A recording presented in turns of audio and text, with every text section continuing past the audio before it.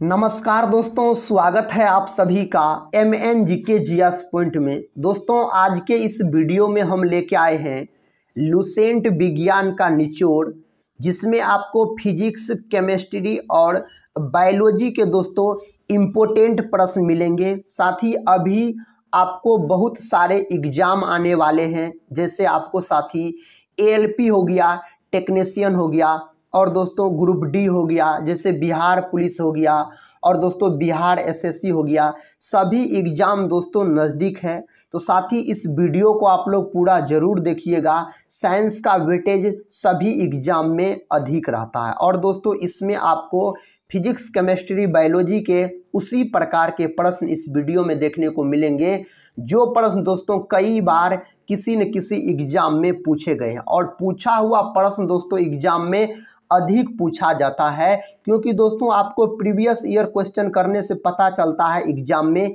किस प्रकार के प्रश्न पूछे जाते हैं। इसीलिए साथ ही इस वीडियो को आप लोग पूरा ज़रूर देखिएगा। तो चलिए दोस्तों, आज के इस वीडियो को हम शुरू करते हैं और देखते हैं आज के इस वीडियो में साइंस के किस प्रकार के प्रश्न हैं जो आपके एग्जाम के लिए बहुत ही महत्वपूर्ण है। देखिए दोस्तों, आज का पहला प्रश्न कहता है, किस विटामिन की कमी से जनन क्षमता क्षीण हो जाती है? कौन विटामिन की कमी से दोस्तों जनन क्षमता क्षीण हो जाती है? तो उस विटामिन का नाम है विटामिन, याद रखिएगा, ई। और विटामिन ई को दोस्तों सौंदर्य का विटामिन भी बोला जाता है। अगर आपसे पूछा जाए जो सौंदर्य का विटामिन किसे बोला जाता है, तो विटामिन ई को बोला जाता है। और दोस्तों विटामिन ई का रासायनिक नाम क्या होता है? तो आप बोल सकते हैं टोकोफेरॉल। दोस्तों टोकोफेरॉल होता है विटामिन ई का रासायनिक नाम। दोस्तों विटामिन सी का रासायनिक नाम क्या होता है? एस्कॉर्बिक अम्ल होता है। विटामिन सी का प्रमुख स्रोत आपसे पूछा जाए तो आंवला बोलिएगा, विटामिन सी का प्रमुख स्रोत होता है। और दोस्तों विटामिन सी के कमी के कारण याद रखिएगा स्कर्वी नामक रोग हो जाता है। विटामिन सी और विटामिन बी दोनों विटामिन दोस्तों जल में घुलनशील होता है। दोस्तों अगर विटामिन डी का बात किया जाए तो विटामिन डी का रासायनिक नाम होता है कैल्सीफेरॉल। विटामिन डी को दोस्तों हार्मोन भी बोला जाता है, याद रखिएगा। पूछेगा आपसे कौन विटामिन को हार्मोन बोला जाता है, तो विटामिन डी को हार्मोन बोला जाता है। और दोस्तों विटामिन डी की कमी के कारण रिकेट्स नामक बीमारी हो जाता है। दोस्तों विटामिन के का अगर हम बात करें तो विटामिन के का रासायनिक नाम होता है फिलोक्विनोन होता है, विटामिन के का रासायनिक नाम। नेक्स्ट क्वेश्चन देखिए दोस्तों, कहता है ट्रिप्सिन क्या है? हार्मोन, विटामिन, एंजाइम और लवण। दोस्तों यह क्या है? एंजाइम है अगर ट्रिप्सिन का बात किया जाए तो। दोस्तों अगर हम विटामिन का बात करते हैं तो विटामिन का खोज फंक नामक वैज्ञानिक ने किया था। और दोस्तों विटामिन दो प्रकार के होते हैं, एक होता है जल में घुलनशील, दूसरा होता है वसा में घुलनशील। दोस्तों जल में घुलनशील विटामिन होता है दो विटामिन, विटामिन बी व विटामिन सी। ये दोनों विटामिन आपको जल में घुलनशील होता है। विटामिन दोस्तों ए का बात किया जाए, डी का बात किया जाए, के का बात किया जाए, ई का बात किया जाए, तो दोस्तों ये सारे विटामिन आपको वसा में घुलनशील होते हैं, याद रखिएगा। कहता है प्यास का केंद्र कहाँ होता है? दोस्तों प्यास का केंद्र होता है हाइपोथैलेमस में, याद रखिएगा। भूख प्यास साथी कौन लगाता है? तो हाइपोथैलेमस ग्रंथि लगाता है। तो ऑप्शन ए में इसका सही उत्तर दिया गया है। कहता है यकृत। दोस्तों तो यकृत के बारे में अगर हम बात करते हैं तो इन्हीं को लीवर या जिगर भी बोला जाता है। यकृत मानव शरीर की सबसे बड़ी ग्रंथि होती है यकृत, याद रखिएगा। यकृत का अध्ययन दोस्तों क्या कहलाता है? तो हेपेटोलॉजी कहलाता है, हेपेटोलॉजी याद रखिएगा, यकृत का अध्ययन कहलाता है। और दोस्तों यकृत का वजन कितना होता है? तो लगभग में 1.5 kg होता है यकृत का वजन। मानव शरीर का कौन अंग में पुनरुद्भवन की क्षमता सबसे अधिक पाया जाता है? तो यकृत में पाया जाता है।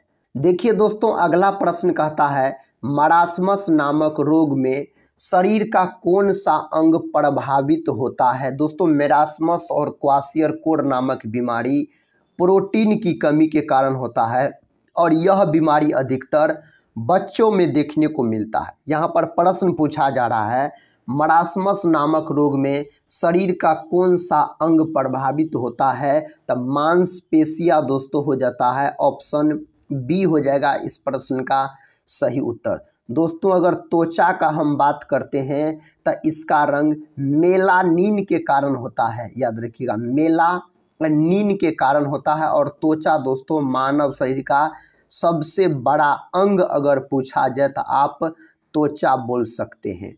नेक्स्ट क्वेश्चन कर लेते हैं। क्वेश्चन कहता है क्वाशियरकोर किसकी कमी से होता है? तो क्वाशियरकोर और मेरास्मस नामक बीमारी दोनों दोस्तों प्रोटीन की कमी से होता है। यह बीमारी अधिकतर याद रखिएगा बच्चों में देखने को मिलता है। यह बीमारी दोस्तों अगर हम प्रोटीन का बात करते हैं तब प्रोटीन का फैक्ट्री राइबोसोम को बोला जाता है, याद रखिएगा राइबोसोम को साथी प्रोटीन का फैक्ट्री कहा जाता है। और दोस्तों अगर हम बात करते हैं प्रोटीन का तो प्रोटीन का खोज 1838 ईस्वी में किया गया। प्रोटीन दोस्तों किसके बने होते हैं? तो अमीनो अम्ल के बने होते हैं प्रोटीन। दोस्तों ग्लूकोज का अणुसूत्र क्या होता है? तो ग्लूकोज का अणुसूत्र होता है C6H12O6 होता है। यह होता है ग्लूकोज का अणुसूत्र। देखिए नेक्स्ट क्वेश्चन कहता है पोलियो किसके द्वारा होता है? दोस्तों पोलियो नामक बीमारी किसके द्वारा होता है? तो यह विषाणु के द्वारा होता है। पोलियो नामक बीमारी का बात किया जाए तो दोस्तों अगर हम अमीबा का बात करते हैं तो अमीबा का प्रचलन अंग का नाम होता है कुटपाद। दोस्तों कुटपाद के सहायता से अमीबा अपना भोजन प्राप्त करता है। अमीबा दोस्तों एक कोशिकीय जीव होता है, याद रखिएगा अमीबा एक कोशिकीय जीव होता है। और दोस्तों जीवाणु का बात करते हैं। जीवाणु में दोस्तों असूत्री विभाजन होता है, याद रखिएगा। जीवाणु की कोशिका भित्ति पेप्टिडोग्लाइकन की बनी होती है, इसको भी आप याद रख सकते हैं। अगला प्रश्न दोस्तों प्रश्न कहता है निम्नलिखित में से अस्थायी कण है, इनमें से कौन अस्थायी कण आपसे पूछा जा रहा है? प्रोटॉन, इलेक्ट्रॉन, अल्फा कण और न्यूट्रॉन दिया गया है ऑप्शन में। तो इनमें से अस्थायी कण हो जाएगा अल्फा कण हो जाएगा। प्रोटॉन का अगर हम बात करते हैं तो प्रोटॉन का खोज दोस्तों गोल्डस्टीन नामक वैज्ञानिक के द्वारा किया गया। और प्रोटॉन का नामकरण किसने किया? तो रदरफोर्ड ने इसका नामकरण किया। प्रोटॉन दोस्तों धनावेशित कण होता है, इन्हें P से सूचित किया जाता है। इलेक्ट्रॉन का बात करते हैं तो इसका खोज जे थॉमसन नामक वैज्ञानिक के द्वारा किया गया। जे थॉमसन नामक वैज्ञानिक ने इलेक्ट्रॉन का खोज किया। इलेक्ट्रॉन दोस्तों ऋणावेशित कण होता है।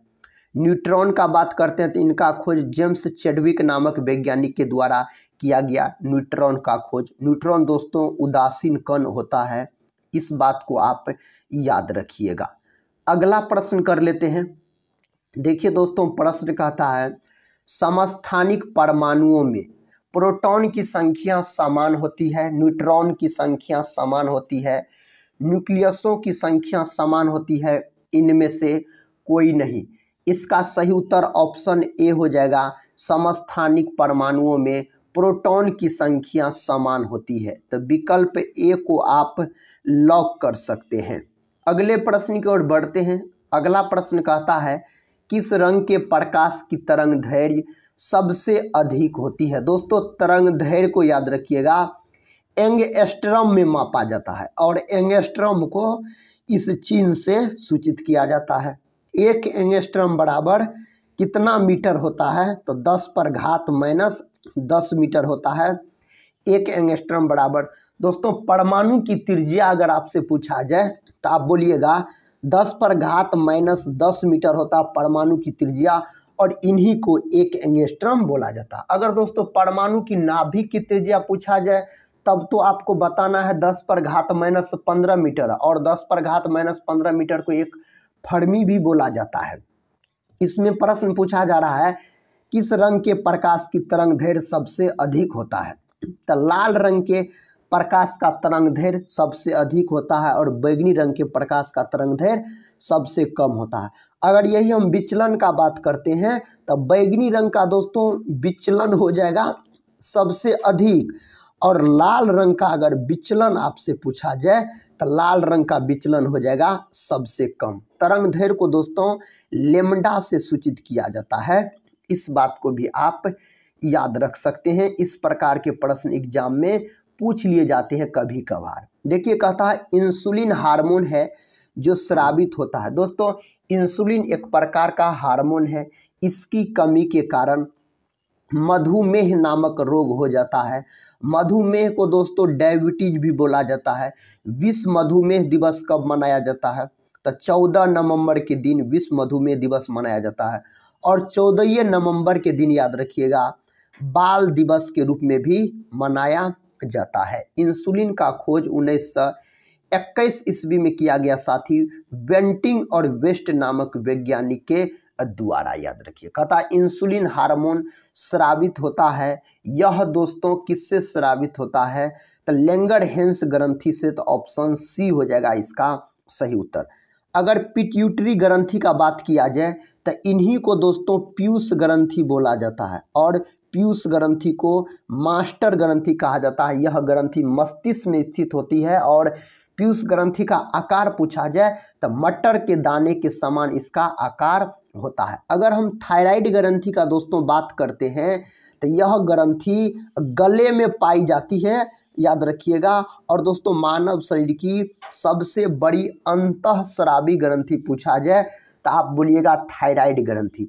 अगर दोस्तों हम अधिवृक्क ग्रंथि का बात करते हैं तो अधिवृक्क ग्रंथि को एड्रिनल ग्रंथि भी बोला जाता है। और दोस्तों एड्रिनल ग्रंथि से एक हार्मोन निकलता है जो एग्जाम में कई बार पूछे गए हैं, लरो-उरो हार्मोन। अगर आपसे पूछा जाए लरो-उरो हार्मोन किस ग्रंथि से स्रावित होता है तो बोलिएगा एड्रिनल ग्रंथि या अधिवृक्क ग्रंथि। यह ग्रंथि दोस्तों अधिवृक्क ग्रंथि किडनी के ऊपर स्थित होती है, यानी किडनी के ऊपर पाई जाती है। दोनों किडनी के ऊपर दोस्तों अधिवृक्क ग्रंथि होती है। तो इस ग्रंथि की संख्या अगर आपसे पूछ लिया जाए तो आप 2 बता सकते हैं। अगला प्रश्न कर लेते हैं। साथ ही प्रश्न कहता है ट्यूबलाइट में सामान्यतः गैस भरी होती है। कौन गैस भरी होती है ट्यूबलाइट में? अगर पूछा जाए आपसे तो आप ऑप्शन बी को लॉक कर सकते हैं, पारे की वाष्प और आर्गन भरे होते हैं। अगर दोस्तों हम मीथेन का बात करते हैं तो मीथेन का अणुसूत्र होता है CH4। सबसे सरलतम हाइड्रोकार्बन अगर आपसे पूछा जाए सबसे सरलतम हाइड्रोकार्बन कौन होता है तो आप बोल सकते हैं मीथेन, याद रखिएगा। और दोस्तों अगर मीथेन का बात किया जाए तो धान के खेत और दलदल वाले जमीन में कौन गैस उत्पन्न होता है? तो मीथेन गैस उत्पन्न होता है। अगला प्रश्न कर लेते हैं। देखिए दोस्तों अगला प्रश्न कहता है फलों के रस को सुरक्षित रखने के लिए किसका प्रयोग किया जाता है? फलों के रस को सुरक्षित रखने के लिए किसका प्रयोग इनमें से किया जाता है? कौन अम्ल का प्रयोग किया जाता है? तो साथ ही प्रयोग किया जाता है सोडियम बेंजोएट का। विकल्प डी को आप लॉक कीजिए। अगर एसिटिक अम्ल का बात किया जाए तो दोस्तों यह अम्ल सिरका में पाया जाता है, एसिटिक अम्ल, याद रखिएगा। और दोस्तों सल्फ्यूरिक अम्ल का बात किया जाए तो इसका अणुसूत्र होता है H2SO4 होता है सल्फ्यूरिक अम्ल का अणुसूत्र। अगला प्रश्न कर लेते हैं। अगला प्रश्न देखिए दोस्तों कहता है आंसुओं में कौन सा पदार्थ घुला रहता है? तो आंसू में घुला रहता है लाइसोजाइम एंजाइम। विकल्प हो जाएगा बी इस प्रश्न का सही उत्तर। और दोस्तों अगर हम बात करते हैं ग्लूकोज का तो इसका अणुसूत्र C6H12O6 होता है, इसका अणुसूत्र ग्लूकोज का। नेक्स्ट क्वेश्चन कर लेते हैं। देखिए दोस्तों नेक्स्ट क्वेश्चन कहता है एंजाइम होते हैं। एंजाइम क्या होता है? तो एंजाइम एक प्रकार का प्रोटीन होता है। क्या होता है? प्रोटीन होता है। अगर दोस्तों हम फफूंदी कवक का बात करते हैं तो कवक का अध्ययन माइकोलॉजी कहलाता है। क्या कहलाता है? माइकोलॉजी कहलाता है। और आप याद रख सकते हैं इसकी कोशिका भित्ति, कवक की कोशिका भित्ति किसकी बनी होती है? तो काइटिन की बनी होती है। इसी से दोस्तों आप शैवाल भी याद रख सकते हैं। शैवाल का अध्ययन पूछा जाए तब फाइकोलॉजी बोलिएगा। और शैवाल का कोशिका भित्ति किसका बना होता है, तो सेलुलोज का बना होता है। और दोस्तों शैवाल और कवक का जो सहजीवी संबंध होता है उसे क्या बोला जाता है, तो लाइकेन बोला जाता है। अगले प्रश्न की ओर बढ़ते हैं। साथ ही अगला प्रश्न कहता लोहे में जंग लगती है। लोहे में जंग लगती है पानी एवं ऑक्सीजन से। तो ऑप्शन सी को आप लॉक कर सकते हैं। नेक्स्ट क्वेश्चन कर लेते हैं। देखिए क्वेश्चन कहता है सूर्य से निरंतर ऊष्मा व प्रकाश मिलने का कारण है। दोस्तों याद रखिए सूर्य में हीलियम और हाइड्रोजन होता है। सबसे अधिक मात्रा में पूछा जाए तो हाइड्रोजन होता है। सूर्य और दोस्तों हाइड्रोजन बम दोनों नाभिकीय संलयन के सिद्धांत पर काम करता है। और परमाणु बम पूछा जाए तो परमाणु बम दोस्तों नाभिकीय विखंडन के सिद्धांत पर काम करता है। इस बात को आप याद रख सकते हैं। तो इसका उत्तर दोस्तों आप बताइए क्या हो जाएगा, तो ऑप्शन सी हो जाएगा, हाइड्रोजन का फ्यूजन हो जाएगा इस प्रश्न का सही जवाब। नेक्स्ट क्वेश्चन कहता है निम्नलिखित में से झूठा सोना कहलाता है। झूठा सोना इनमें से कौन कहलाता है, तो पाइराइट्स कहलाता है झूठा सोना। काला शीशा अगर आपसे पूछा जाए किसको बोला जाता है, तो काला शीशा बोला जाता है दोस्तों ग्रेफाइट को। याद रखिएगा किसको बोला जाता है, तो ग्रेफाइट को काला शीशा बोला जाता है। अगले प्रश्न की ओर बढ़ते हैं। देखिए मित्रों अगला प्रश्न कहता है ऑस्टियो कहता है मलेशिया नामक रोग में शरीर का कौन सा तंत्र प्रभावित होता है। ऑस्टियो मलेशिया नामक रोग में दोस्तों शरीर का कौन सा अंग प्रभावित होता है, तो कंकाल तंत्र। और यह रोग साथी याद रखिएगा विटामिन डी की कमी के कारण होता है। विटामिन डी को हार्मोन भी बोला जाता है। और विटामिन डी का रासायनिक नाम पूछा जाए तो कैल्सीफेरॉल आप बता सकते हैं। अगला प्रश्न कर लेते हैं। प्रश्न कहता हमारे शरीर में कार्बोहाइड्रेट के पाचन के लिए कौन सा एंजाइम उत्तरदायी है। दोस्तों हमारे शरीर में कार्बोहाइड्रेट के पाचन के लिए कहता है कौन सा एंजाइम उत्तरदायी होता है, तो उस एंजाइम का आपसे नाम पूछा जा रहा है तो हो जाएगा एमाइलेज हो जाएगा। इसका मतलब विकल्प डी इसका सही उत्तर चला जाएगा। देखिए नेक्स्ट क्वेश्चन कहता है हरित क्रांति की सफलता के लिए आवश्यक नहीं है। इनमें से कौन हरित क्रांति की सफलता के लिए आवश्यक नहीं है। पर्याप्त सिंचाई सुविधाएं, उच्च उपज बीज की उपलब्धता, रासायनिक उर्वरक और कीटनाशकों की उपलब्धता, मशीनीकरण दिया गया है। इनमें से दोस्तों किसका प्रयोग नहीं भी किया जा सकता है, तो ऑप्शन डी हो जाएगा, मशीनीकरण हो जाएगा। और हरित क्रांति का अगर दोस्तों विश्व में जनक पूछा जाए, जो विश्व में हरित क्रांति का जनक किसको बोला जाता है, तो नॉर्मन बोरलॉग को बोला जाता है विश्व में हरित क्रांति का जनक। और दोस्तों आप याद रख सकते हैं भारत में अगर हरित क्रांति का जनक पूछा जाए तो एम.एस. स्वामीनाथन को भारत में हरित क्रांति का जनक बोला जाता है।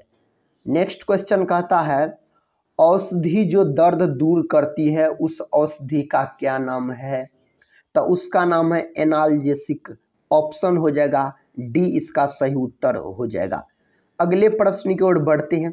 साथ ही अगला प्रश्न कहता है मनुष्य के शरीर की सबसे छोटी हड्डी कौन सी है। मनुष्य के शरीर की सबसे छोटी हड्डी होता है स्टेपिस होता है। और यह दोस्तों याद रखिएगा आप कान की हड्डी होती है। अगर मनुष्य के शरीर की सबसे लंबी हड्डी पूछा जाए तो आप बता सकते हैं फीमर बोल सकते हैं दोस्तों। अब फीमर याद रखिएगा साथी यह जांग की हड्डी होती है। कहाँ की हड्डी होती है, यह जांग की हड्डी होती है। ह्यूमरस का बात किया जाए तो यह दोस्तों हाथ की हड्डी होती है ह्यूमरस। नेक्स्ट क्वेश्चन देखिए, इसका उत्तर दोस्तों आप लोग बताइए। प्रश्न का था श्यानता का एसआई मात्रक किसके समतुल्य है, तो श्यानता का जो एसआई मात्रक है पॉइज के 10 गुने के समतुल्य है। नेक्स्ट क्वेश्चन देखिए, कहता सोयाबीन में निम्नलिखित में से कौन सा प्रोटीन पाया जाता है। दोस्तों सोयाबीन में सबसे अधिक मात्रा में प्रोटीन पाया जाता है लगभग में 42% के आसपास प्रोटीन पाया जाता है अगर सोयाबीन में आपसे अब पूछा जाए तो इसका सही उत्तर ऑप्शन डी में देखिए दिया गया है, ग्लिसरीन हो जाएगा, प्रोटीन पाया जाता है सोयाबीन में। अगला प्रश्न कहता है कुकिंग गैस निम्नलिखित का मिश्रण होता है। दोस्तों यह किसका मिश्रण होता है? कुकिंग गैस आपसे पूछा जा रहा, ब्यूटेन व प्रोपेन का मिश्रण होता है। अगर ब्यूटेन का अणुसूत्र पूछा जाए तो C4H10 बोलिएगा, यह होता है दोस्तों आपको ब्यूटेन का अणुसूत्र होता है। अगला प्रश्न कर लेते हैं।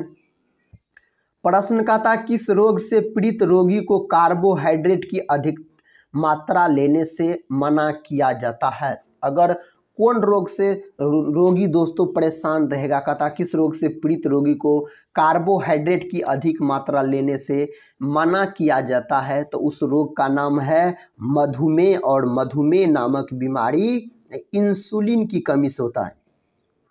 इंसुलिन की कमी से याद रखिएगा मधुमेह नामक बीमारी हो जाता है। अगला प्रश्न कर लेते हैं। अगला प्रश्न देखिए दोस्तों, कहता है नींद की बीमारी किस प्रोटोजोआ के कारण होता है? तो नींद की जो बीमारी होता है ट्रिप्नेसोमा के कारण होता है। ऑप्शन सी को आप लॉक कर सकते हैं। अगर हम पैरामीशियम का बात किया जाए दोस्तों तो इसकी आकृति चप्पल के समान होती है, पैरामीशियम की आकृति, और पैरामीशियम एकोशिकीय जीव होता है। अमीबा भी दोस्तों एकोशिकीय जीव होता है। नेक्स्ट क्वेश्चन देखिए साथी, क्वेश्चन कहता है रेफ्रिजरेटर में ताप का नियंत्रण कौन करता है? तो थर्मोस्टेट करता है। अगला प्रश्न कर लेते हैं। इस प्रश्न का उत्तर बताइए आप लोग।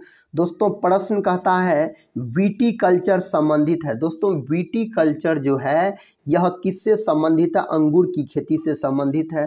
अंगूर और इमली में दोस्तों कौन अम्ल पाया जाता है? तो टार्टरिक अम्ल पाया जाता है अंगूर और इमली में, तो इसको भी आप याद रखिएगा।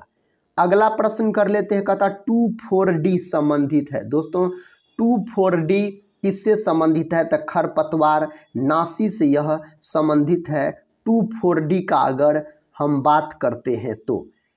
प्रश्न कहता किस तत्व की कमी से कहता फीका रोग होता है? उस तत्व का दोस्तों आप नाम बताइए, तब फास्फोरस हो जाएगा उस तत्व का नाम। अगर हम कैल्शियम का बात करते हैं तब प्रतीक हो जाता है Ca, परमाणु क्रमांक 20 हो जाता है। सोडियम का बात करते हैं तब प्रतीक हो जाता है Na, परमाणु क्रमांक 11 हो जाता है। मैग्नीज का बात करते हैं तब प्रतीक हो जाता है Mn और परमाणु क्रमांक हो जाता है 25, याद रखिएगा। देखिए नेक्स्ट क्वेश्चन का था दोस्तों पटाखों के फूटने के बाद चमकता हुआ लाल रंग पटाखे में मौजूद किस धातु के कारण होता है? उस धातु का नाम है एस्ट्रोसियम। आप ऑप्शन डी को लॉक कर सकते हैं। जस्ता दोस्तों इन्हीं को बोला जाता है जिंक, याद रखिएगा। और जिंक का प्रतीक पूछा जाता है Zn और इसका परमाणु क्रमांक 30। गंधक दोस्तों इन्हीं को बोला जाता है सल्फर, याद रखिएगा, इन्हीं को बोला जाता है, प्रतीक होता है S, परमाणु क्रमांक इसका 16 होता है। मैग्नीशियम का बात किया जाए तो क्लोरोफिल में मैग्नीशियम धातु पाया जाता है, इसका प्रतीक Mg, परमाणु क्रमांक 12 होता है मैग्नीशियम का। अगला प्रश्न कर लेते हैं। प्रश्न कहता है गुलाब से इत्र निकालने की विधि को किसने खोजा? दोस्तों इस विधि को खोजने का काम किया है अस्मत बेगम। ऑप्शन बी में इस प्रश्न का उत्तर दिया गया है, तो ऑप्शन बी को आप लॉक कर सकते हैं। साथ ही इसका तो सही उत्तर आप लोग बताइए। कहता मछलियों के यकृत तेल में किसकी प्रचुरता होती है? तो विटामिन ए और विटामिन डी दोनों पाया जाता है, तो ऑप्शन ए हो जाएगा इसका सही उत्तर, ऑप्शन ए। तो विटामिन ए और विटामिन डी भी याद रखिएगा। विटामिन ए का रासायनिक नाम रेटिनॉल होता है। अगला प्रश्न कर लेते हैं। देखिए दोस्तों अगला प्रश्न कहता है धातु के तार में विद्युत धारा का प्रवाह किसके कारण होता है? किसके कारण होता है? तो यह होता है इलेक्ट्रॉन के कारण। विद्युत धारा का बात करते हैं दोस्तों, यह अदिश राशि होता है विद्युत धारा। विद्युत धारा का मात्रक होता है एम्पियर। एम्पियर को ए से सूचित किया जाता है और विद्युत धारा को आई से सूचित किया जाता है। अगला प्रश्न कर लेते हैं। लेकिन देखिए दोस्तों इलेक्ट्रॉन का खोज 1897 में किया गया। जे थॉमसन नामक वैज्ञानिक के द्वारा। प्रोटॉन का खोज गोल्डस्टीन के द्वारा। नामकरण इसका किया किसने? रदरफोर्ड ने। पॉजिट्रॉन का खोज दोस्तों एंडरसन नामक वैज्ञानिक के द्वारा किया गया, 1932 में किया गया। अब दोस्तों इसका सही उत्तर बताइए। प्रश्न का था लोहे की चादर को गैल्वेनाइज करने के लिए उसे किसके घोल में डुबोया जाता है? लोहे की चादर को गैल्वेनाइज करने के लिए उसे किसके घोल में डुबाया जाता है? तो उस घोल का नाम है जस्ता, यानी जिंक के घोल में डुबाया जाता है। तो ऑप्शन दोस्तों ए इसका सही उत्तर हो जाएगा। प्रश्न अगला दोस्तों कहता है पौधे की वृद्धि दर रिकॉर्ड करने के लिए परासंवेदी यंत्र किस्कोग्राफ का निर्माण किस भारतीय वैज्ञानिक ने किया था? उस भारतीय वैज्ञानिक का नाम क्या है? जगदीश चंद्र बसु उस भारतीय वैज्ञानिक का नाम है।